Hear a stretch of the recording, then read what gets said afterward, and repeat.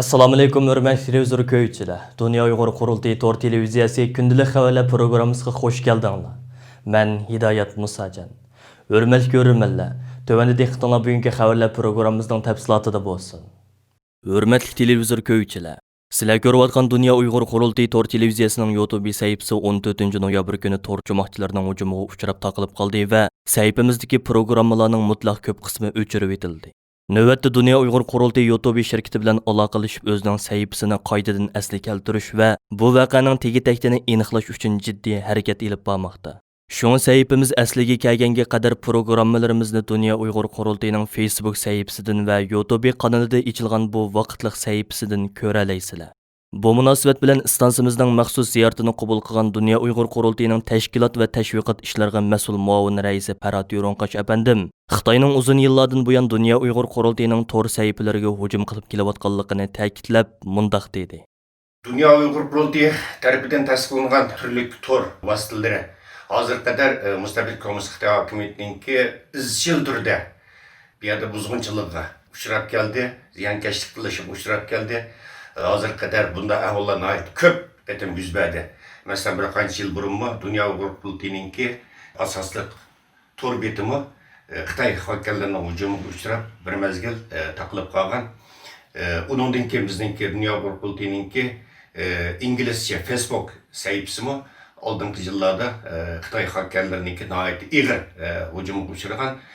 Xitoy hukumati bu jihatda hech bir o'rnimiz his qilmasdan, hatto Xitoyninki yarshar vaqti gazetida Xitoyning zuvani hisoblangan yarshar vaqti gazetidami bu chet eldagi atalmish milliy bo'lginchilarninki shu torlarga hujum qilishni alayida tashabbus qildi va bu vaqtda safarbarlik yapadi. Xitoyninki nurg'un ichki o'lkalardagi torbattirdimi shu maxsus chet eldagi Xitoyga qarshi Uyghur tashkilotlarininki Uyghur siyosiy faoliyatchilarining torbatlarini hakkerlash haqidami bu yerda safarbarliklar aprelda bu qatim yana Dünya Uyghur Qurultayininki YouTube sahifasi bu yerda Xitoy hakkerlarininki hujumga uchrab bu yerda bizning butun arxivlarimiz hammasi yuvitildi va 2 kunning yo'li bizningki YouTube sahifamiz taqaldi.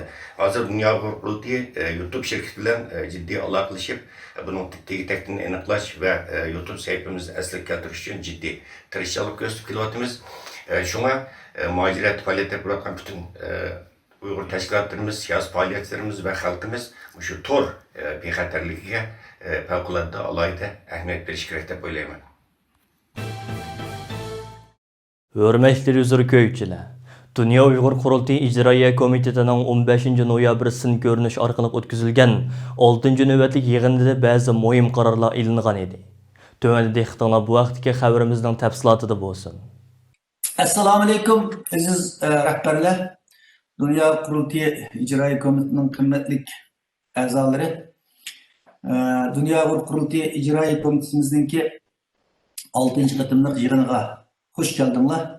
Aslida bugun bu yig'inimizni biz Pragda ochmoqchi edik mushu kunlarda. Afsuski mavjud sharoitlar yer bermaganligi uchun bizga emas butun dunyo bo'yicha o'xshash bir hodisa. Shuning uchun bu yig'inimizni yana afsuski torda etishga to'g'ri keldi. Dünya Uyghur Qurultayı İcraiya Komitetining 6-cı navbatlik yig'inini aslida bu yil 11-oyda Chexning poytaxti Piraga shahrida chaqirish planlangan bo'lib, Xitoydan tarqalgan koronavirusining avj elishi munosabati bilan oldin o'rinlashtirilgan bu plan amaldan qoldirilib, 6-navbatlik ijroiya komiteti yig'ini 15 noyabr kuni tor orqali chaqirildi. Yig'inga Dünya Uyghur Qurultayı İcraiya Komitetining 15 davlatdagi 35 nafar a'zosi qatnashdi va Dünya Uyghur Qurultayining muavin raisi Parat Yo'ronqash bilan Qurultayı İcraiya Komitetining raisi Ömer Qanatning riyosatchiligida o'tkazilgan bu qitimqi yig'in Sharq Turkistonning istiqlol marshi bilan boshlandi. Yig'inda oldi bilan Qurultay raisi Dolqun Aysa apandi Qurultayning ilgirgi 6 oylik xizmatlaridan doklad berib o'tdi. Qurultayning nizomnomasiga binoan 6-navbatli Qurultayda saylangan rahbarlarning vazifa muddati bu yil 11-oyda oxirlashgan bo'lib, Xitoydan tarqalgan koronavirusi sababli 7-Qurultayni vaqtida chaqirish imkoni bo'lmag'ach, mazkur yig'inda Qurultayning Dolqun Aysa apandi riyosatchiligidagi hozirgi mavjud rahbarlik apparatining kelar qitimli Qurultay chaqirilg'ichi bo'lgan oraliqda vazifalarini davomlashtirishga huquqliq ekanligi to'g'risida qaror ilindi. Bu qitimqi yig'inda kelgusi 6 oy ichida elib boradigan faoliyatlarning planlari o'ttirg'i qo'yilib qarorlar qabul qilindi. Bu planlar G'arb demokratik davlatlariga Sharq Turkistonning mustamlika zamin ekanligini e'tirof qildirish, buning uchun chet el mutaxassislari xalqaro huquqchilarga maxsus doklad hozirlatqizish. Har qaysi davlatlarga Sharq Turkistondagi zulmlarning irqiy qirg'inchilik ekanligini e'tirof qildirish, matbuotlarni bu xususda texmo qo'zg'ash, Uyg'ur sud kollegiyasiga kuchni markazlashtirish qatorliqlarni o'z ichiga olgan. 6 soatdan ortiq davom qilgan yig'inda qurultay raislik qatlamidagilar, ijroiya komiteti tarkibidagi har qaysi bo'limlarning mudirlari, qurultayning maslahatchilari, taftishlarimi o'zlarining xizmat dokladlari va planlarini bayon qilib o'tdi. Dunyoning har qaysi ellarda yashayotgan qarindoshlarimizning 12 noyabrdan e'tiboran boshlangan Sharq Turkiston Jumhuriyat kunini qutluqlash faoliyatlari 15 noyabr kunigacha jo'shqu bilan davom qildi. Bu faoliyat jarayonida Xitoyning Washingtondagi elchixonasi oldida, Nyu-Yorkdagi Birlashgan Davlatlar binosi oldida, Bostonda, Yaponiyada, Germaniyaning Myunxen shaharlarida o'tkazilgan bayramlik faoliyatlarimizga doir hayvatlik va ko'rkam ko'rinishlar muhojiratdagi butun qarindoshlarimiz orasida zo'r hayajon va suyunish paydo qildi. Undan boshqa yana shanba va yakshanba kunlarimi Gollandiyaning Dam maydonida, Kanadada va Avstraliyada elib berilgan Sharq Turkiston Jumhuriyat kunini qutlug'lash murosimlarimi nihoyatda ko'rkamlik shaklda elib berildi. Siyosiy kuzatuvchilar dunyoning har qaysi joylarida yashayotgan Uyg'ur qarindoshlarimizning koronavirusi sababidan o'ttirg'i chiqqan qattiq cheklash tadbirlariga va intayin foydasiz muhitga qaramasdan, yana Sharq Turkiston Islom Jumhuriyati qurilganligining 87-yilligini, Sharq Turkiston Jumhuriyati qurilganligining 76-yilligini butun jo'shqu bilan keng ko'lamda xotirlashini, Uyg'urlarning milliy mustaqillikka bo'lgan yuksak orzusi va tashnoligining, shundaqla milliy irodasining ro'shan namoyandasi deb qaramoqda.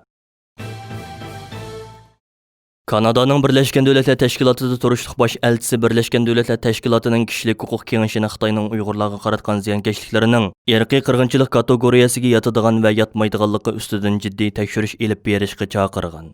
Bu so'zlarni Kanada media shirkati SBSning ziyoratini qabul qilganda o'ttirg'i qo'ygan. U mundaq degan: Shubhisizki, Xitoyning qilayotganlarining irqiy qirg'inchilik ahdnomasidagi irqiy qirg'inchilikning aniqlamasiga mos keladigan taraflari bor.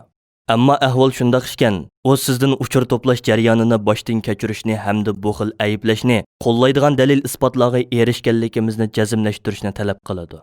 Oldingi oyda Kanada Avam palatasi tarmoq komiteti doklad e'lon qilib, Xitoyning musulmon osonliq millatlarga qarata yurgizayotgan jazo lagerlari, keng ko'lamlik tutib turish, majburiy emgak silish va nopsni kontrol qilish qatorliq qilmishlarining irqiy qirg'inchilikka berilgan aniqlamalarga dal keladiganligini bildirgan edi. Ma'lum bo'lishicha, bu biri ilgari Kanadaning Bermida turishliq alohida elchisi bo'lib vazifa o'tagan. U ziyorat jarayonida yana Kanadaning Uyg'ur xalqining nidosiga quloq yopirib turolmaydiganligini bildirgan. Undan boshqa yana Sharq Turkiston Jumhuriyat kuni, ya'ni 12 noyabr Kanada hukumati Hong Kong parlamentidagi demokratik a'zolarning vazifasidan qoldirilganligini ayblash bilan birga Uyg'urlar masalasini alohida tilga olgan. Shu kuni Kanada Avam palatasi Uyg'ur musulmonlari krizisini tekshirish komiteti yakunlagan Kommunist Xitoy hukumatining Uyg'urlarga yurgizayotgan irqiy qirg'inchilik jinoyati tilga ilingan bo'lib, mazkur komitetning boshlig'i, Liberallar partiyasidan bo'lgan parlament a'zosi Prugrammisaning bu komitet shuningga ishonadiki, Xitoy Kompartiyasining qilmishlari irqiy qirg'inchilikning oldini olish va uni jazolash ahdnomasida ko'rsatilganidek, irqiy qirg'inchilik jinoyati shakllantiradi degan so'zi va Yangi Demokratlar partiyasidan bo'lgan parlament a'zosi Heather McPhersonning amaliyot shuni isbotladiki, bir millatni yo'qotish, uningga irqiy qirg'inchilik yurgizish uchun avval u millatning ayollarini yo'qotish kerak. Xitoyning Uyg'ur ayollarini tug'ishdan cheklashi irqiy qirg'inchilik jinoyatining naq o'zidir degan so'zi naql keltirilgan. Xabarda bildirishicha, Xitoy hukumati Kanada hukumatidan Uyg'urlar masalasida Xitoyni tanqidlashdan to'xtashni talab qilgan. Dünya Uyghur qurultiyining raisi va xalqaro vakolatsiz millatlar tashkilotining muavin raisi Dolqin Aysa apandi 14 noyabr kuni Hindistonning organizator gezdida qilgan so'zida Hindiston o'zining xalqaroliq nopuzdan foydalanib Xitoyning Uyg'urlar ustidan yurgizayotgan irqiy qirg'inchiligini to'sish lozim deb ko'rsatgan. Dolqin Aysa apandi mazkur gezdning muxbiri Arun Lakshman bilan o'tkazgan va 14 savol-javobdan tarkib topgan uzun suhbati jarayonida Sharq Turkiston va Uyg'urlarning navbatdagi vaziyati, Xitoyning Uyg'urlar ustidan yurgizayotgan irqiy qirg'inchiligining tafsiliy jarayoni, Uyg'urlar masalasining xalqarodagi ta'siri va taraqqiyot yuzlanishi haqida nihoyat inchika va tafsiliy ma'lumot berib o'tgandan keyin Hindiston xalqi bilan Uyg'ur xalqining kuchli tarixiy munosabatlarga ega ekanligini, ikki taraf xalqining asrlar bo'yicha tinchlik ichida qo'shni bo'lib yashaganligini, Hindistonning Tibet musofirlariga nihoyat qizg'in muomala qilib kelganligini, Uyghur xalqining mo Hindiston xalqining ko'p hissdoshligiga erishib kelganligini, Hindiston xalqining Uyg'urlar uchrayotgan zulmlarning mohiyatini to'nib yetishga boshlaganligini, afsuski Hindiston hukumatining Uyg'urlar uchrayotgan irqiy qirg'inchilikqa qarata hozirgacha sukut qilib turayotganligini ta'kidlash bilan birga, Hindiston bugun mayli zamin, nopus va iqtisodiy jihatlarda bo'lsin dunyoda kuchli ta'sir va nopuzga ega. Biz Hindiston hukumatidan o'zining bu nopuzi va ta'siridan foydalanib, Xitoyning Uyg'urlarga yurgizayotgan irqiy qirg'inchiligini to'sishini umid qilamiz deb ko'rsatdi. Növbətdə Türkiyədə xizmət ziyaretida bo'layotgan Dünya Uyghur qurultiyining bosh taftishi Oblekim İdris va Amerikada aktiv faoliyat elib berayotgan Xalqaro Uyg'ur harakati tashkilotining raisi Roshan Abbas xonim 11 noyabr kunidan e'tiboran Turkiyadagi Kelajak partiyasining raisi Ahmad Davud o'g'li, Millatchi harakat partiyasining muavin raisi Komil Oydin apandi, partiyasining muavin raisi Ahmad Komil Erozan apandi, Dava partiyasining muavin raisi Abdurahman Bilgish apandi hamda Turkiyaning eng cho'ng o'qituvchi partiyasi bo'lgan Cumhuriyet Xalq partiyasining raisi Kemal Qilichlar o'g'li qatorliq partiya rahbarlari bilan ko'rishdi. Ular ko'rishda Uyg'urlarning hozirgi vaziyati, Uyg'ur davosining xalqarodagi ahvoli va Uyg'urlarning talablarini o'ttirg'a qo'ydi. Yuqorqi partiya rahbarlarining hammasi Uyg'urlarning hozirgi ig'ir vaziyatidan xabardor ekanligini, Uyg'urlarning bu ig'ir vaziyatini dunyoga va turk jamoatchiligiga anglatish, jazo lagerlarini taqash uchun Turkiya parlamentida qaror ma'qullatishga tirishadiganligini bayon qilishdi. Bu qitimqi ko'rishlarda Dünya Uyghur qurultiyining Turkiyadagi muavin raisi doktor Erkin Akramobilla bo'ldi. Bu jarayonda Oblekim İdris va Roshan Abbas xonim Turkiyaning DUQ televiziyasining suhbat programmasiga taklif bilan qatnashib, turk ko'rmanlariga Uyg'urlarning vaziyati va Uyg'ur davosining xalqarodagi taraqqiyot yuzlanishi haqida tafsiliy ma'lumot berish fursatiga erishdi. Oblekim İdris apandim bilan Roshan Abbas xonim bu qitimqi Turkiya ziyorati jarayonida yana Sharq Turkiston Cumhuriyet kuni munosabati bilan Anqarada Uyg'ur akademiyasi bilan birlikda muxbirlarni kutib olish yig'ini chaqirib, turk matbuotlariga Uyg'ur masalasi haqida yanada tafsiliy ma'lumot berdi va navbatda Uyg'urlarning majburiy emgak zavodlarida qulluqqa majburlanganligini alohida ta'kidlab o'tdi. U Turkiyadagi bir muxbirning bu vaqtdagi savollariga javob berganda, xalqaro jamiyatdan buningga qarshi muvofiq inkos kutadiganligini bildirib, mundaq dedi: Uyg'urlarning majburiy emgaki bilan ishlab chiqarilgan tovarlarning chet el bozoriga kirishining oldini xalqaro qonunlar orqali olish kerak. U yana xalqaro jamiyatdan Beijing hukumatining Uyg'urlarga qarshi qilmishlarini irqiy qirg'inchilik deb e'tirof qilishini talab qiladiganligini bildirdi. Roshan Abbas xonim yana mundaq dedi: 1948-yili Birlashgan Davlatlar Tashkiloti tomonidan ma'qullangan irqiy qirg'inchilikning oldini olish va jazolash ahdnomasiga asoslanganda, Sharq Turkistonda yuz bergan ishlar bir irqiy qirg'inchilikdir. Bundaq bir ahvolni irqiy qirg'inchilik deb izohlaydigan 5 modda bor. Ularning hammasi Sharq Turkistonda yuz beryapti. Oblekim İdris va Roshan Abbas xonimning bu qitimqi Turkiya ziyorati jarayonida qilgan bayonlari Turkiyadagi ba'zi Xitoyparast partiyalarning qattiq hujumiga uchirdi. Kommunist Xitoy hokimiyatining Turkiyadagi asosliq zuvoni va sodiq qo'llovchisi hisoblangan Vatan partiyasi 13 noyabr kuni partiya markaziy organi nomidan maxsus bayonot e'lon qilib, Dünya Uyghur qurultiyiga va Oblekim İdris, Roshan Abbas xonimlarga talvalarcha hujum qildi. Malayziya parlamenti Xitoydan qochib kelgan Uyg'urlarni Beijing doiralari bevosita talab qilgan taqdirdami hargiz topshirib bermaydiganligini bildirgan. Janubiy Xitoy Sarpochta gazetining xabar qilishicha, Malayziyaning Uyg'urlarga tutgan pozitsiyasi Malayziya bosh vazir boshqarmasidagi ministr Muhit Ryurzan Yusufning bir parlament a'zosining Uyg'urlarni Xitoyga qaytarib berish haqidagi savollarga qaytargan javobida o'ttirg'a qo'yilgan. Bu yil sentabrdan buyon maxfiy tutilgan mazkur javob Malayziya parlamentining tor betida e'lon qilingan. Reuters agentligining naql qilishicha, Muhit Ryurzan javobida mundaq degan: Agar Uyg'ur musofirlari Malayziyaga panohlik tilab kelgan bo'lsa, Malayziya Xitoy Jumhuriyatining talabi bo'lgan taqdirdami Uyg'ur musofirlarini qaytarmaslikni qaror qildi. Malayziya Aqllar Ambiri Amir tadqiqot jamiyatining raisi va bosh ijroiya amaldori Rais Husayn Malayziyaning bu masalada qat'iy turganligini maqtadi. Muhit Ryurzan Malayziyaning Perikatan Nasional hukumatining ministri bo'lib, u bu yil fevralning oxirida Mahathir Muhammad ittifoqini siyosiy o'zgarish bilan og'dirib tashlagan.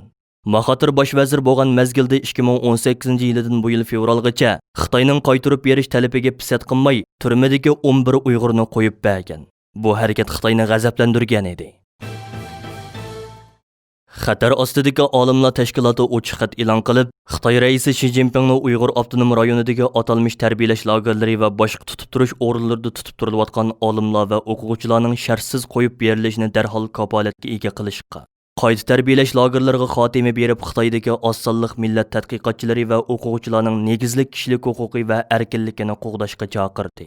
Mazkur ochiq xatni Xatar ostidagi olimlar tashkilotining ijroiya direktori Robert Cohen Xitoy raisi Shi Jinpingga qaratib e'lon qilib qolmay, balki yana Birlashgan Davlatlar Tashkiloti kishilik huquq oliy komissari Michelle Bachelet, Amerika Kengash palata a'zosi Marco Rubio, Yevropa Kengashining muavin komissari Joseph Fotilis qatorliq 10 necha nafar muhim arbobga qo'shimcha yo'lladi. U xatida mundaq dedi: "Men Xatar ostidagi olimlar tashkilotiga vakolatan ushbu xatni yozib, Xitoyda g'oyib bo'lgan hamda atalmish Uyg'ur avtonom rayonidagi atalmish tarbiyalash lagerlari va boshqa tutib turish o'rinlariga qamalgan deb gumon qilingan olim va o'quvchilarning kunsiri ko'payayotganligi to'g'risidagi xabarlarga qattiq ko'ngil bo'ladiganligimni bildiraman.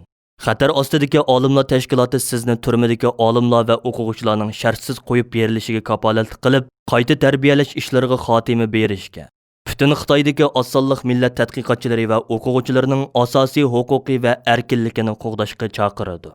Xatar ostidagi olimlar tashkiloti 39 davlatdagi 500 dan ortiq universitetdan tarkib topgan bo'lib, u dunyoning har qaysi joylaridagi olimlarning kishilik huquqini qo'g'dash, shundaqli ilm-fan erkinligi prinsipiga bo'lgan tonishni ilgari surishni o'ziga bosh nishon qilgan bir xalqaroliq olimlar to'ridir.